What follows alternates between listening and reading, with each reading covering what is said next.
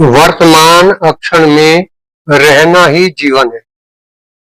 यदि हमने वर्तमान में रहना सीख लिया तो अपने ईश्वर तक जाने का रास्ता हमने खोज लिया। लेकिन हम कभी वर्तमान में नहीं रहते। हम अपना पूरा जीवन या तो भविष्य में या भूतकाल में बिताते। वर्तमान क्षण में ये मन रह ही नहीं पाता। लेकिन हम कभी नहीं सोचते कि सब कुछ वर्तमान में ही घटित हो रहा है। वर्तमान क्षण ही जीवन है। शांति का अर्थ है वर्तमान में रहना। भोजन का स्वाद केवल हम वर्तमान में रहकर ही ले सकते हैं। लेकिन हमें पता ही नहीं चलता हमने भोजन कब खा लिया। लगातार विचार चलते रहते हैं और जो भोजन हमने लिया है उसका हम आनंद नहीं ले पा रहे। एक सुंदर फुलवारी का आनंद आप केवल वर्तमान में रहकर ही ले सकते हैं। आप फुलवारी को देख रहे हैं, सोच रहे हैं, परमात्मा आपने कितने सुंदर पौधे बनाए, इसमें कितने सुंदर सुंदर आपने फूल लगाए और कैसी इन फूलों के अंदर महक पैदा करी आप, जो हमारे सारे वातावरण को महका रही है। लेकिन हम फुलवारी में रहते हुए भी विचारों में खोए हुए। हर समय ये विचार हमारा पीछा नहीं छोड़ते। साधक हमेशा वर्तमान में ही जीता है। उसी का नाम योग है, उसी का नाम शांति है, उसी का नाम आनंद है, उसी का नाम उस परमात्मा से संपर्क है। लेकिन माया हमेशा हमें या तो भूतकाल में या भविष्य काल में घुमाती रहती है। हम हर समय तनाव में जीते। हमारे जीवन का 80% समय भूतकाल में रहता है और 20% हम भविष्य में रहते। तो सारा जीवन इसी के आधार पर हम बिता देते। हम नहीं जानते कि भूत मर चुका है, अब वो लौट कर नहीं आने वाला, और भविष्य अभी आया नहीं, तो हम उसकी चिंता क्यों करें, उसकी कल्पनाएं क्यों करें। यदि हम वर्तमान में रहेंगे तो भविष्य का निर्माण स्वयं हो जाएगा। आज हम जो बीज बो रहे हैं वर्तमान में रहकर, वही तो हमारी भविष्य की फसल तैयार करेंगे। जैसी फसल हम बोएंगे वैसी ही फसल काट कर लाएंगे। ये प्रकृति का नियम है। ये शरीर पृथ्वी है और इसमें पैदा होने वाले विचार हमारे बीज है। जैसे पृथ्वी सभी वनस्पति का पोषण करती है, लेकिन जो उसमें विविधता है वो उसके बीज के कारण है। जैसा बीज होगा वो ही गुण उस वनस्पति के अंदर आएंगे। इसी तरीके से जैसे हमारे विचार होंगे वैसा ही भविष्य का निर्माण होगा। लेकिन वर्तमान को हम दुख, परेशानी, तनाव, क्रोध, ईर्ष्या, द्वेष के आधार पर जीते। इस तरह के विचार हमारे अंदर पैदा होते हैं और हमारे भविष्य का निर्माण भी ऐसा ही होगा। हम सोचते हैं एक दिन बुढ़ापा तो आएगा, हम बीमार होंगे, बच्चे हमारी सेवा करेंगे, और वही परिस्थिति भविष्य में बनकर आएंगी क्योंकि हमने उस तरह के बीज बो दिए हैं। सृष्टि के जितने जीव हैं, बच्चे तो वे भी पैदा करते हैं, पालते हैं, लेकिन उनसे कोई अपेक्षा नहीं करते। हम भविष्य की ऐसी कल्पनाएं करते हैं जो हमारे दुख का कारण बनती। तो इसलिए हर अक्षण वर्तमान में रहे, वह भविष्य का निर्माण खुद कर लेगा। इस वाक्य को बार बार दोहराएं, इस वाक्य का चिंतन बार बार करें। हमारा मन एक समय में या तो वर्तमान में रहेगा, या भविष्य में जाएगा, या भूतकाल में जाएगा। वो एक समय में केवल एक ही जगह रहेगा। हमने वर्तमान में मन को रोकना नहीं सीखा। हम वर्तमान में नहीं रहते। वर्तमान में रहना ही साधना है। इसलिए ये भूत का पछतावा और भविष्य की चिंता हम छोड़ दें। अपने जीवन को खुशियों से भर लें। खुशियां तो वर्तमान में हैं। हमेशा वर्तमान में रहें। अगर हम वर्तमान में रहेंगे तो शरीर के अंदर आनंद पैदा होगा, शरीर के अंदर प्राण शक्ति पैदा होगी, शरीर की प्रतिरोधक क्षमता बढ़ती रहेगी, और संसार में जो भी हम कार्य करेंगे उस पर हमारा ध्यान रहेगा, और वो कार्य बड़ी कुशलता के साथ। तो इसलिए वर्तमान में रहना सीखें। वर्तमान में रहने के क्या उपाय हैं? वर्तमान में रहने के उपाय हैं अतीत के पछतावे से मुक्त हो जाना। यदि हम अतीत में नहीं जाएंगे तो पछतावे नहीं होंगे, और हम मुक्त हो जाएंगे। हम हमेशा प्रसन्न रहेंगे। हम भविष्य की चिंता से मुक्त हो जाएंगे।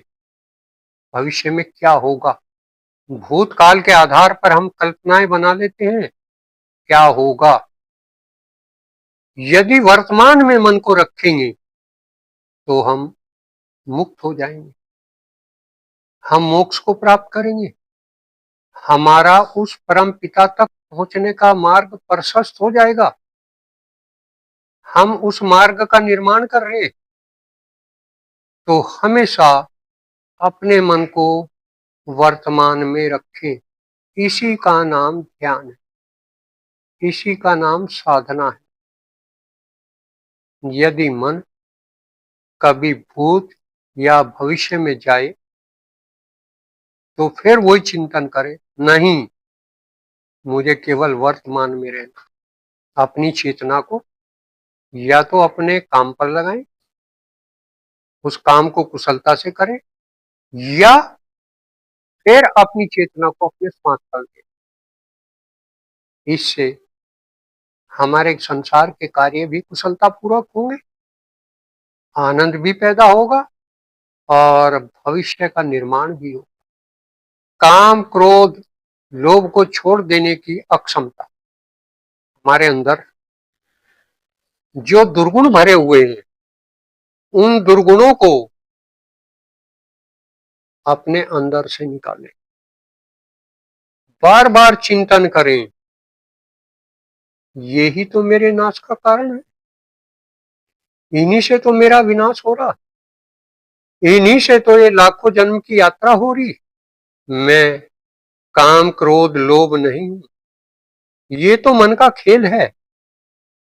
मैं मन के अधीन क्यों रहूं? मैं तो आत्मा हूं। मैं तो उस ईश्वर का प्रतिबिंब हूं। तो हमेशा इन पर विजय पाएं, अपनी इंद्रियों पर विजय पाएं।